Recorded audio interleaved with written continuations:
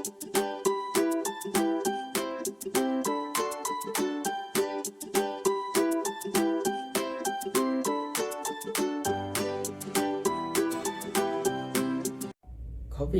telah merubah banyak sektor di dalam negara kita, termasuk sektor pendidikan. Sebelum berlakunya pandemik COVID-19, negara kita masih belum lagi menekankan pembelajaran berasaskan di atas talian. Pendidikan di sekolah dan di universiti masih lagi memakai sistem pembelajaran bersemuka. Pada akhir tahun 2019, Malaysia telah dikejutkan dengan kenaikan tinggi kes penyakit berjangkit COVID-19. Pada awal tahun 2020, Pertubuhan Kesihatan Dunia WHO telah mengisytiharkan situasi pandemik akibat penularan virus COVID-19. Hal demikian, kerajaan Malaysia telah menutup semua sektor supaya dapat mengurangkan wabak jangkitan lebih menular, termasuk sektor pendidikan. Lembaga pengajian telah mengisytiharkan pengajian pelajar dirombak semula menjadi pengajian di atas talian. Namun demikian, banyak masalah yang menimbulkan kerisauan majoriti masyarakat di negara ini. Mengikut laporan dari akhbar tempatan, bukan sekadar pembelajaran murid yang terjejas akibat penutupan sekolah, malah tenaga pengajar juga menerima nasib yang sama akibat runsing memikirkan jalan penyelesaian untuk terus mengajar murid di rumah. Di samping itu, ketiadaan internet juga merusingkan pelajar sekolah, pelajar universiti dan tenaga pengajar kerana limitasi dan plan internet yang juga memakan kos yang tinggi. Pemikiran yang kritis dan kreatif diperlukan bagi menyelesaikan masalah yang telah dialami banyak pihak.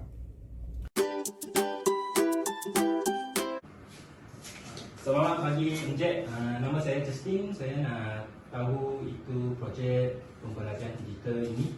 Okey, selamat pagi Encik Justin.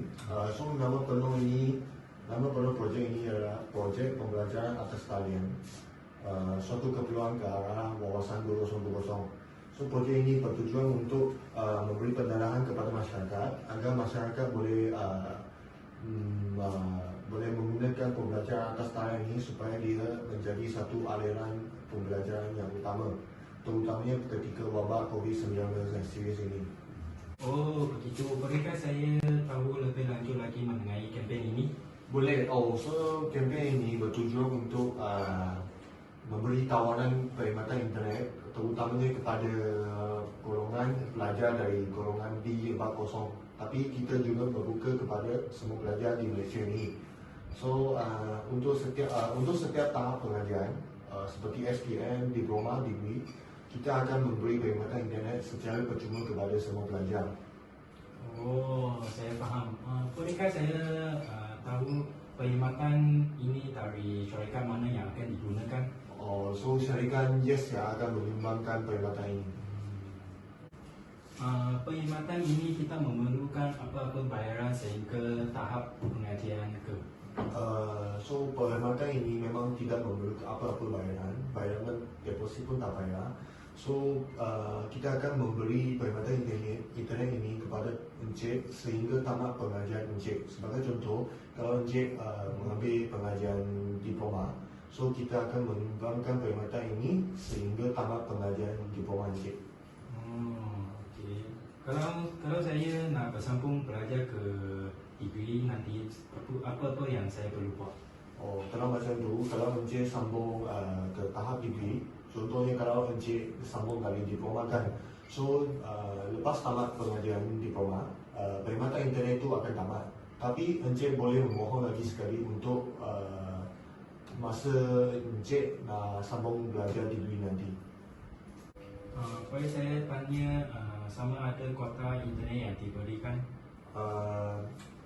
Kita menyumbangkan perkhidmatan internet yang tambahan kepada semua pelajar, tapi tertakluk pada syarat tertentu. Contohnya, laman sesambung seperti laman web, permainan dan hiburan adalah dilarang sama sekali. Yang perkhidmatan ini hanya bertujuan untuk pembelajaran sahaja. Oh, macam tu. Boleh saya memohon perkhidmatan ini? Boleh Encik. Encik cuma boleh memberi salinan lembut nombor kad pengenalan.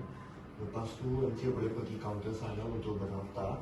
Lepas tu Encik datang sini untuk mengambil SIM card perkhidmatan internet kita orang. So saya sediakan SIM card ini dah letak dalam kotak ini. So lepas Encik siap berdaftar, Encik datang balik dan boleh ambil internet ini. Oh, saya faham. Terima kasih. Sama-sama.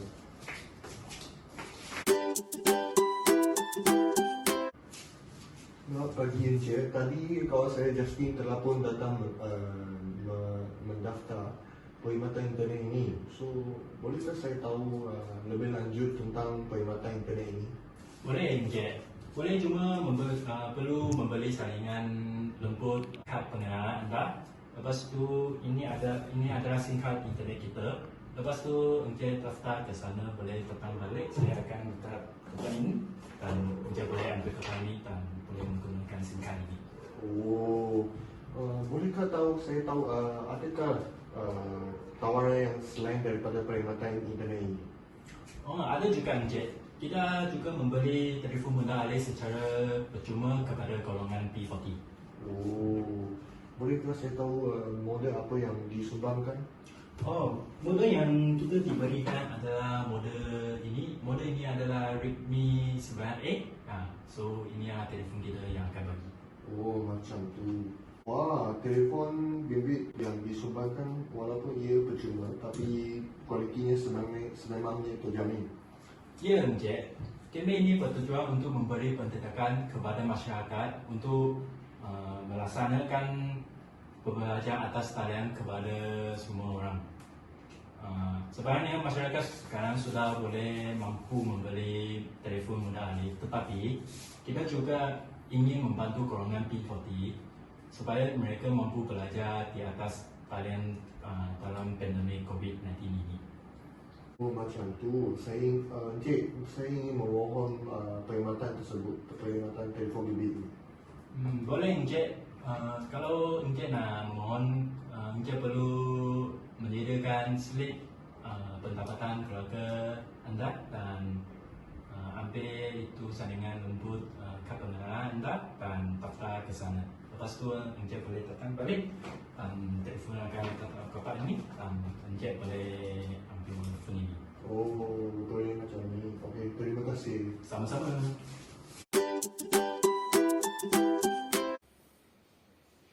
Media penyimpanan dalam talian ataupun dikenali sebagai cloud storage system.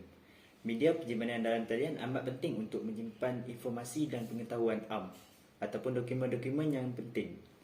Dengan menggunakan sistem ini, pelajar boleh mengakses pelayan media penyimpanan untuk mendapatkan mereka punya dokumen dengan lebih teratur dan sistematik.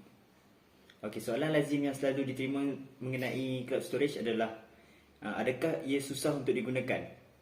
Okey, untuk jawapan daripada soalan ini saya dapat berikan sedikit, iaitu mudah, terlampau mudah untuk menggunakan cloud storage ini. Okey, mari kita beralih ke tutorial penggunaan cloud storage. Okey, langkah pertama, kita hanya perlu tekan plus new tu. Tekan file upload. Pilih file yang kita mahukan. Okey, tunggu untuk upload selesai. Okey, selepas selesai kita carikan file yang kita sudah upload. Right click file. Kita dapatkan dia punya link. Okey, dekat sini kita perlu tukarkan restricted tu kepada anyone with the link. Okey, seterusnya kita perlu copy link dan selesai untuk proses upload. Okey, seterusnya untuk kita nak akses file tu, kita hanya perlu pastekan kita punya link dan kita boleh rujuk dokumen yang kita sudah upload. Hal ini menunjukkan yang cloud storage system adalah satu platform yang sangat mudah untuk student menggunakan bagi sistem pembelajaran di atas talian ini. Nama saya Umar Nantini, anak perempuan Polisian. Hari ini saya akan membentang tentang hasil proses pembelajaran digital yang penting bagi wawasan 2020. Dia terdapat 3 hasil proses pembelajaran, iaitu jangka pendek, jangka sederhana dan jangka panjang. Bagi jangka pendek adalah masyarakat minat untuk mempelajari penggunaan alat-alat teknologi dalam pembelajaran. Selain itu, mereka juga boleh memproses pembelajaran supaya dia akan berjalan lancar untuk proses pembelajaran bersemuka terjejas akibat wabak COVID-19. Selain itu, jangka sederhana. Untuk jangka sederhana, kita akan mengelakkan penyebaran wabak COVID-19 menjadi lebih serius. Selain itu, kita juga membolehkan pelajar mempelajari kaedah dan teknologi pembelajaran yang lebih canggih.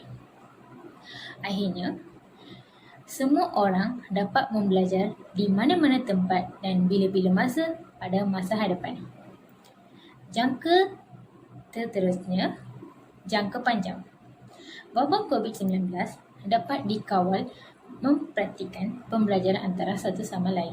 Dalam talian di semua golongan pada masa hadapan memberi pendedahan teknologi kepada pelajar dan pengajar seiring dengan era yang serba maju. Ini adalah hasil-hasil yang kita dapat mencari untuk menjalankan projek kita. Kesimpulannya, terdapat banyak perubahan besar yang berlaku semasa pandemik COVID-19 di mana ia telah mengubah rutin kehidupan seharian kita, termasuklah sistem pendidikan di Malaysia. Pembelajaran dalam talian yang sebagai pilihan utama untuk meneruskan pembelajaran semasa pandemik COVID-19 ini telah membawa pelbagai cabaran kepada para pelajar dan institusi pendidikan. Masalah utama yang perlu dihadapi semasa pembelajaran atas talian adalah perkhidmatan internet yang kurang baik. Hal ini menyebabkan pelajar perlu meningkatkan kelajuan internet mereka agar pembelajaran dapat berjalan dengan lancar. Selain itu, masalah kewangan juga adalah cabaran yang besar bagi pelajar yang berasal dari keluarga sederhana dan B40.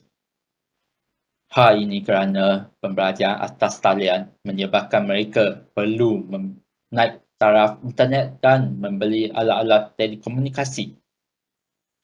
Oleh itu, kerjasama dengan pihak kerajaan dan syarikat-syarikat yang terlibat amat diperlukan untuk memberi bantuan kepada mereka agar proses pembelajaran dapat dijalan dengan lancar.